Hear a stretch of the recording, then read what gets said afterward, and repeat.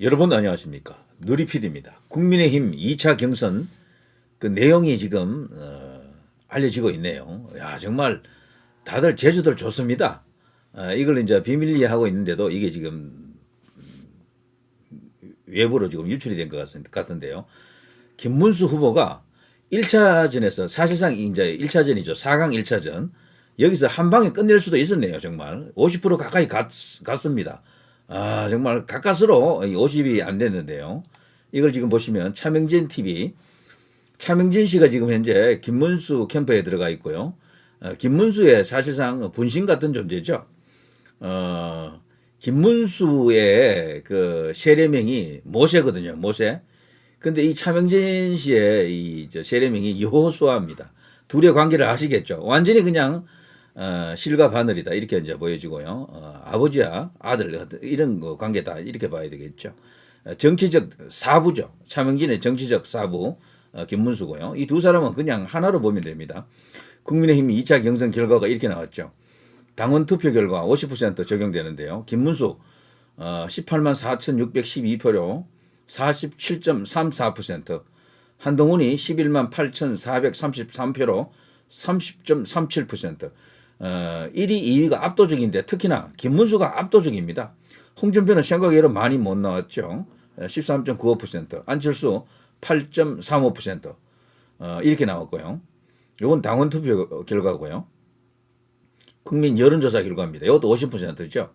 김문수 2,719명 45.32%, 한동훈 1,801명 30.02%, 이게 당심하고 소위 이제 이 무당층하고 거의 같아요. 이게 비율이. 한동훈은 어쨌거나 30.02, 홍준표는 16.02, 안철수는 8.65, 거의 비슷하잖아요. 당심하고 무당층이 거의 비슷하다. 자, 이렇게 해서 최종 합산 결과를 냈더니 김문수가 야, 여기서 4%만 더 올렸으면 그냥 1차에서 끝냈는데요. 결국 이제 한동훈하고 양자 대결을 벌일 수밖에 없는 그런 형편으로 들어갔죠. 자, 46.33% 김문수, 한동훈 30.19%, 홍준표 14.98%, 안철수 8.50%. 자, 이런 식이면요. 김문수 후보가 걷더니 한동훈을 제압할 것 같습니다. 지금 이게 알려지고 김문수 대세가 다시 이제 가동이 되고 어느 시점부터 김문수의 지지율이 다시 올라오고 있었다라는 것, 이것은 확인이 됐었는데 MBS라든가 한국갤럽 등에서 장난을 좀 친 것 같은데 그럼에도 불구하고 김문수의 저력은 여전히 확인이 되었다. 어떻게 보면요, 지금 이 결과를 보게 되면은 그동안 공정이라든가 에이스 리서치 같은 이렇게 김문수가 잘 나온 여론조사 결과 있잖아요. 그게 맞네 그냥. 그러니 저쪽 한국갤럽이라든가 MBS 이렇게 큰 여론조사 기관에서 만들어낸 것은 발표한 여론조사는 한동훈이 거기는 잘 나가요. 그런 데는 또 홍준표도 잘 나가고 거기에서는 김문수가 3위 했잖아요. 근데 오히려 반대야. 여기 보니까 진짜는 소위 이제 군소 여론조사라고 하는 그런 것이 더 정확했다라는 걸 보여주고 있습니다. 데일리안, 뉴데일리 그리고 아시아투데이 이런 데서 조사했던 여론조사 말이죠. 그것이 이번에 이 결과적으로 거의 완전히 맞지는 않지만 상당히 근접했다라고 보여집니다. 그런 곳에 있는 여론조사 결과도 김문수가 지금 얻었던 여론조사보다 낮게 나왔어요, 사실은. 그러니까 샤이 김문수가 많았던 거지. 샤이 김문수. 누리PD가 며칠 전에 그랬잖아요. 김문수에게는 샤이 김문수가 분명히 많이 있다. 한번 기대해보자 그랬는데 진짜 그게 한 10%좀 더 붙어 나오네요. 이렇게 보시면 됩니다.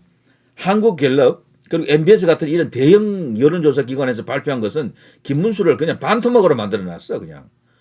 대신에 공정이라든가 에이스 리서치 같은 이런 보수 언론과의 손을 잡고 만들어낸 여론조사 결과는 김문수가 지금 얻었던 지지율보다도 한 10% 작게 나와 있습니다. 그러니까 샤이 김문수가 엄청나게 많은 거지. 이렇게 되면요, 이거는 뭐 나중에 이제 둘이 이제 대결해 보면 알겠습니다만, 김문수 쪽에서 특별한 낭패하는 상황만 발생하지 않는다면은 거의 압도할 것 같아요. 60한 5대 35 혹은 70대 30 정도로 이길 수도 있겠다 이런 생각이 듭니다. 지금 이렇게 나와 있는 여론이 순식간에 뒤집어지지는 않습니다. 뭐 불과 하루 이틀 사이잖아요. 이게 뒤집어진다면 그건 여론이 아니죠. 그건 뭔가 이렇게 작용했다. 뭔가 조작이 들어갔다라고 볼 수밖에 없습니다. 김문수가 만일에 후보가 안 될 경우에 이것은 명백히 이것은 소송 대상이다 이런 생각이 듭니다. 반드시 거기는 문제 제기에 따른 여러 가지 어떤 엄청난 후폭풍이 일어날 것으로 생각이 됩니다. 자, 김문수 후보의 엄청난 저력을 확인했습니다. 최종 합산 결과 46.33대 30.19입니다. 약 한 16.2 이렇게나 차이인데 말이죠. 이 차이를 더욱 벌릴 수 있을 것으로 보입니다. 지금은 요 두 사람만 또 대결하잖아요. 그러면 홍준표 표가 김문수 쪽으로 많이 올 것으로 봅니다. 어쨌거나 안철수 표는 반반 이렇게 갈 것으로 생각이 된다 그러면은 김문수 후보가 65에서 70 정도 갈 수 있지 않겠나. 와, 정말 대박입니다. 전체적으로 숫자가 비슷하죠. 김문수 46 최종 합산, 여기도 보면 45.32, 여기도 보면 47.34 거의 같잖아요. 이게 정말 신통하다라니까요. 자, 이걸 통해서 김문수 대세론을 다시금 확인했다. 토론할 때 말이죠. 거기 한동훈하고 말다툼할 필요 없습니다. 말싸움 같은 거 할 필요가 없어요. 한동훈에게는 그냥 의젓하게 정치 대선배로서 인생 선배로서 그냥 다스려 주면 됩니다. 그냥 한동훈을 그냥 이렇게 받아주는 것처럼 뭐 한동훈이 계속해서 공격적으로 나올 겁니다. 여기 지금 공개된 이게 맞다고 보는데요. 자기가 지금 엄청나게 지고 있잖아요. 지고 있는 측에서는 원래 이 네거티브를 합니다. 공격을 할 거예요. 김문수 후보의 약점이 전 뭐 거의 없다고 보는데 이념을 들고 나올 겁니다. 아마 이념. 김문수 후보는 이념 말고는 때릴 게 없잖아요. 그런데 이념을 때리면 때릴수록 더 좋은 거지. 국민의힘 지지층에서는 오케이 땡큐. 한동훈 너 아웃. 김문수 쪽으로 표가 더 올 것이다. 이런 생각이 들고 그 과정에서 김문수 후보의 정체성이 확인이 되면요. 2030들도 특히 남자들 2030 남자들이 아주 좋아할 수가 있어요. 이들은 전부 우파거든요. 저들의 입장에서는 좌파들이 볼 때는 극우라고 불릴 정도로 우파적 성향을 갖고 있습니다. 홍준표를 지지했던 2030들도 대부분은 우파 성향이 아주 강해요. 그리고 김문수가 그런 이념 전쟁을 하게 되면은 이념 토론을 하게 되면은 그것 때문에 뜬 거 아닙니까? 김문수라는 사람이 그 사실 국회에서 박근혜 대통령에 대해서 그분이 뇌물죄면 나도 뇌물죄다. 일본 시절 일제 시절 그때에 대한 자신의 그 역사 인식 그것이 이제 특히 이제 건국하고 관련돼 가지고 그리고 국적 논란 이런 게 터지면서 김문수가 인기가 더 올라갔어요. 사실은 그들은 김문수를 그걸로 죽이려고 했는데 사실 살았잖아요. 오히려 그것 때문에 김문수가 대선 주자가 된 겁니다. 왜냐하면 그전에는 대선 주자 여론에 이름 자체가 없었어요. 김문수는 아무도 김문수를 대선 주자로 보지 않았다니까. 그런데 그런 일이 있고 나서 특히 문재인에 대해서 문재인은 김일성주의자다. 그자는 당장이라도 총살형에 처해야 된다. 이런 말을 했잖아요. 그 후에 김문수에게 기적이 터집니다. 하늘이 어떤 안배가 있었는데 그것이 이제 드디어 얼개를 이제 이렇게 드러내는 거죠. 그게 뭔가 하면 바로 한국갤럽 여론조사입니다. 한국갤럽 여론조사가 왜 김문수를 살렸는가 하면요. 거기는 주관식으로 여론조사를 합니다. 자, 선생님께서는 다음 대통령 후보로 누구를 생각하십니까? 이것만 딱 질문을 해요. 불러주지 않습니다. 후보를. 거기서 김문수라고 이름이 나와야 돼요. 거기서 기름이 나오고 1%가 넘어가야 됩니다. 조건이. 그래서 그 이제 응답자들 중에 1%가 넘어가게 되면 이름을 이제 표기를 해줍니다. 그때 김문수가 비로소 처음에 2점 몇 프로 나왔잖아요. 그런 일련의 엄청난 투쟁이지. 사실상 김문수의 전쟁이라고 해도 과언이 아닙니다.